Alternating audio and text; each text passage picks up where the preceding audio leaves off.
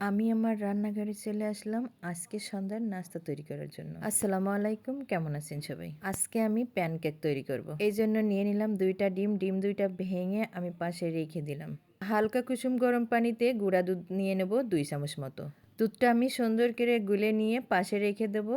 এবারে আমি ভেঙে রাখা ডিমের ভিতরে দিয়ে দেবো 1 কাপ মতো চিনি। চিনি দিয়ে আমি ডিম আর চিনিটা সুন্দর করে মিক্সড করে নিব। ডিমের সাথে চিনিটা যখন একবারে মিশে যাবে তখন আমি দিয়ে দেবো সামান্য লবণ, দিয়ে দেবো বেকিং পাউডার আর দিয়ে দেবো সামান্য একটু রান্নার তেল।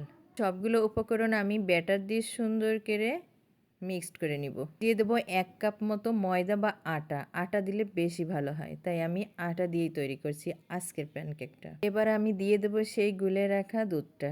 দুধ দিয়ে ব্যাটারটা আমি আর একটু সুন্দর করে মিক্সড করে নেব কেমন হয়। প্যানকেকের এই ব্যাটারটা খুব বেশি পাতলা বা ঘন হবে না, ব্যাটারটা একদম পারফেক্ট মতো করতে হবে। আমার ব্যাটারটা পাতলা হয়ে গিয়েছিল, তাই আমি আরেকটু আটা দিয়ে আবারও ব্যাটারটা সুন্দর করে গুলে নিলাম। চুলায় দিয়ে দিয়েছি একটা প্যান। প্যানের ভিতরে এবার আমি একে একে প্যানকেকটা তৈরি করে নিব। এভাবে মেপে 1 চামচ করে দিয়ে প্যানকেকগুলো আমি তৈরি করে নিব। এই প্যানকেকটা ঢেকে রেখে তৈরি করা যাবে না, আলগা রাখলে দেখেন অসংখ্য ছিদ্রযুক্ত হয়েছে। এভাবেই তৈরি করতে হবে প্যানকেক।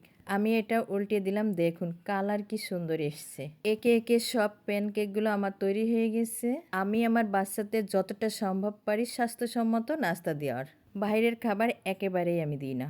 সবসময় আমি ঘরেই নাস্তা তৈরি করি। কেকটা আমার দেখুন কি সুন্দর সফট হয়েছে, খেতেও দারুণ মজা হয়েছিল। সবাই ভালো থাকবেন, সুস্থ থাকবেন, আমাদের জন্য দোয়া করবেন। আল্লাহ হাফেজ।